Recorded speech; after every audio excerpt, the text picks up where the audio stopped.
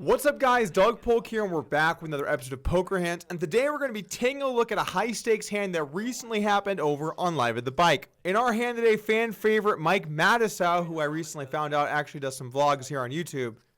They're interesting. It's so bright out here.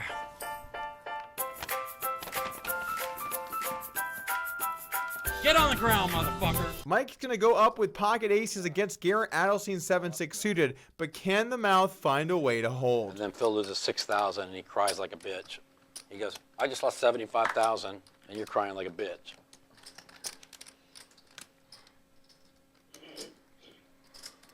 Mike the mouth with pocket aces, and now he's quiet. 3-bet from Garrett. We've seen Mike the mouth slow play a big pair earlier. He's got number 1 this time. Also known as pocket aces or skyscrapers or angels, and he's going to put in the cool 4-bet out of position. Fuck. 800. F-bomb dropped by Phil. I fold. Garrett knows that Mike has been playing pretty freaking solid today.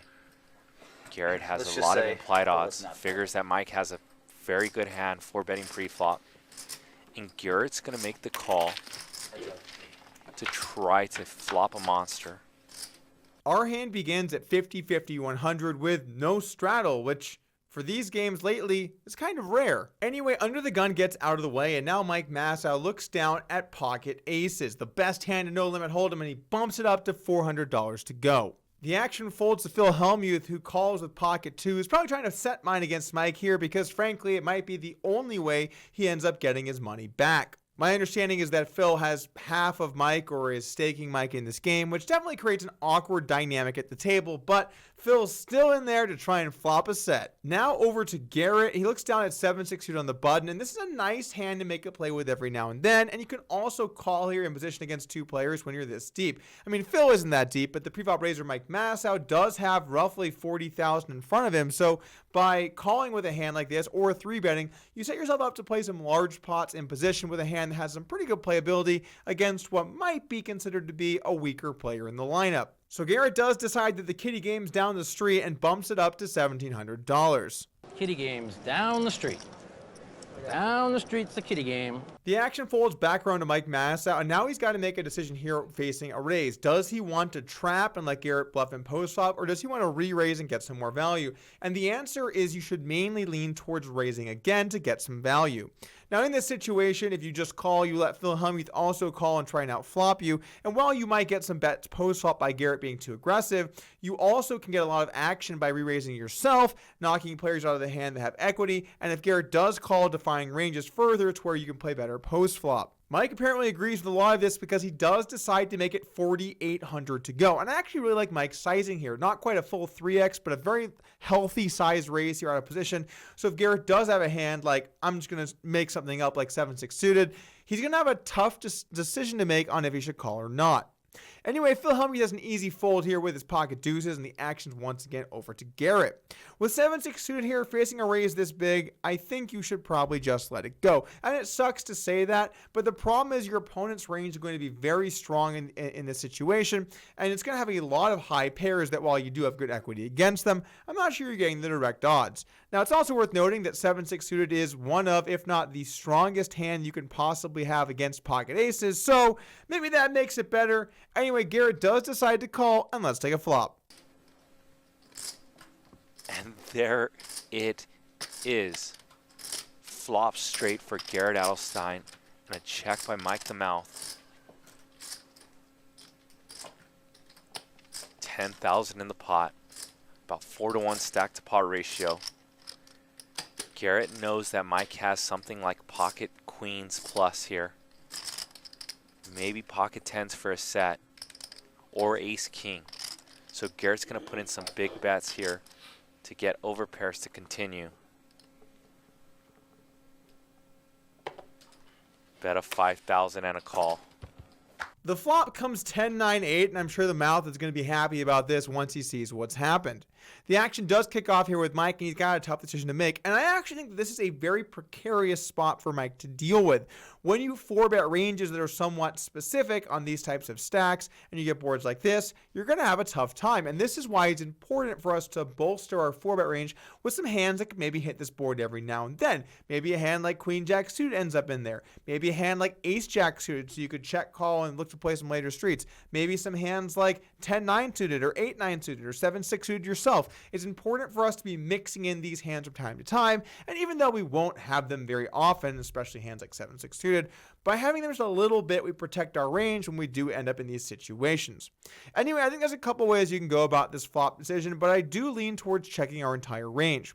This is a board where the person who 3-bet should have a ton of good hands. In fact, Garrett should have basically all of the sets here, at least some of the time, as well as hands like queens and jacks that flop fairly strong, queen jack suited, a bunch of other suited connectors, maybe not too many hands as weak as 7-6 suited, but that's also possible as well. Over to Garrett now. He has an obvious bet with a straight. There's no real reason to be checking this back and looking to get value in later streets because Mike can have plenty of hands that'll pay you off right here.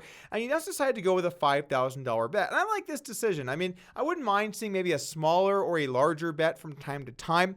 If you do use a size like 10,000, it lets you jam some turns, and your opponent has to make a really tough decision with overpairs. And by betting some smaller sizes like 2,500, it also allows you to thin value bet with some pairs you might otherwise not be able to bet. So I think there's a very wide array of good options here when you have a strong hand. Who knew? Back over to Matusow, I think pocket aces is a very clear call facing a bet of this size. And even though there are many turns you might have to lay this guy down, you can also look to make a stand on some runouts, and you should have some other hands in your range that have some playability when the straights do get in. It's also worth noting that when your opponent's range just contains a lot more strong hands than yours, it's okay to let them bluff you every now and then. But with pocket aces facing this action, he's going to have to call, which he does, and let's take a turn.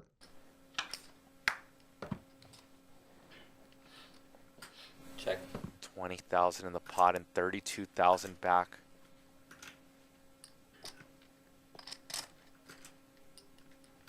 Garrett praying that Mike has something like pocket kings or pocket aces or just turned ace king.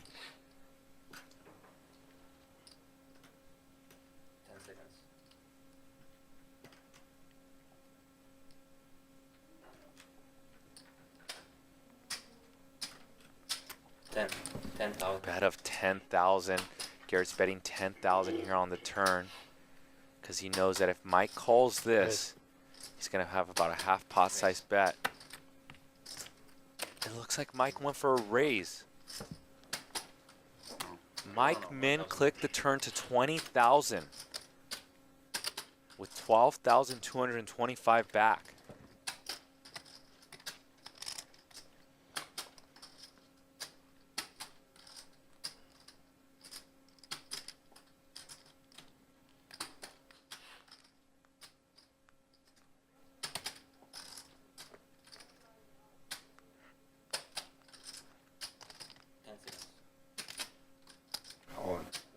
Garrett puts Mike the Mouth all in.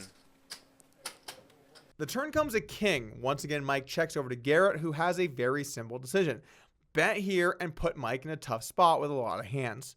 Now, Mike can occasionally have pocket kings here as well. In fact, that should be one of the main hands that he does take this line with. So this card is relevant in that he now has some 3-of-a-kinds that he wouldn't have had before. When Garrett does bet 10,000 here, I think he should consider folding some of his pocket aces. We are 400 big blinds deep to start here. We should have some suit-connected hands that could have pair plus straight draws or straights here to trap as well. We can occasionally have some kings that make 3-of-a-kind. I feel like we have enough hands here that we can go without having aces too often. We should also be 4-betting queens some of the time and maybe jacks every once in a while. This gives us plenty of hands to continue with that aren't simply just aces. I know it sucks. We had the nuts, right? And now we have to fold it a bunch of the time. But I do think that this spot is going to get very dicey for you on the river, and you're going to have to lay some hands down. Why not pocket aces here most of the time? Now, maybe you could make an argument that you should check call this a bit more often because you need to have some more defense in your range, and I can sort of get behind that. But what I can't get behind is what happens next. Now, I believe what Mike Matusow is doing here is grabbing a stack of chips and putting them in the middle.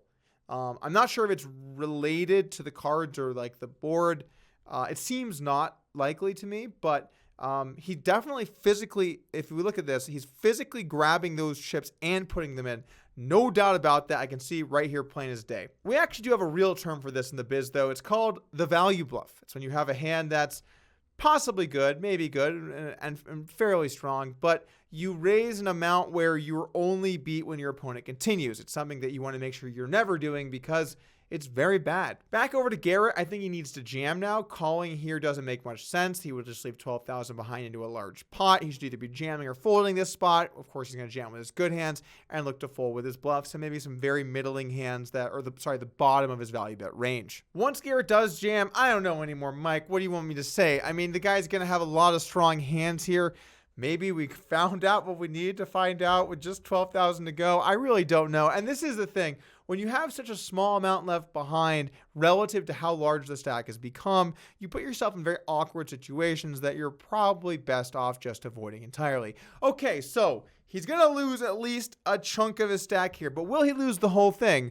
Let's find out. And Mike knows when that board gets 3-bet on the turn, pocket aces are not looking good.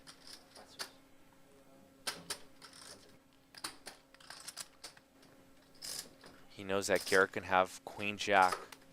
He can have all the sets here. He can have a lot of 2 pairs. But there's been a lot of money that's been put in this pot. Mike has to risk something like 12,000 to win a pot. 70,000.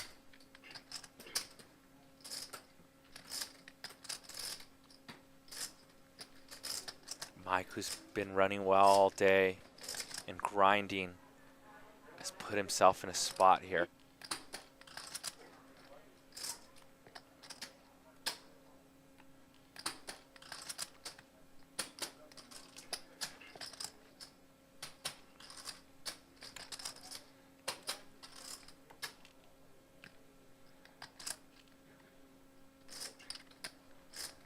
I'm not sure what bluffs Garrett can have here besides something like pocket jacks that probably doesn't take this line.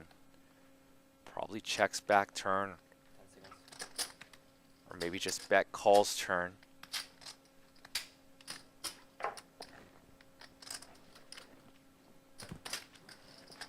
Garrett could have something like ace queen of spades.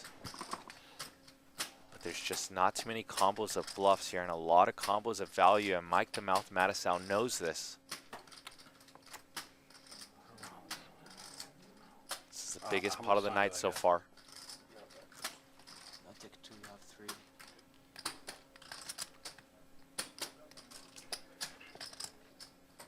2 time chips used so far for Mike the Mouth Matusow. Just 1. And Mike makes the call. And aces have officially been cracked. So he loses the whole enchilada, but I'm sure Phil Hellmuth, being the grounded, reasonable human being he is, I'm sure that he's just gonna take this on the chin and be totally cool about the way that Mike got stacked here. I mean, really?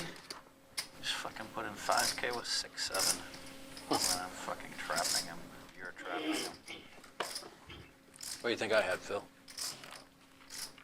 Aces? What's that?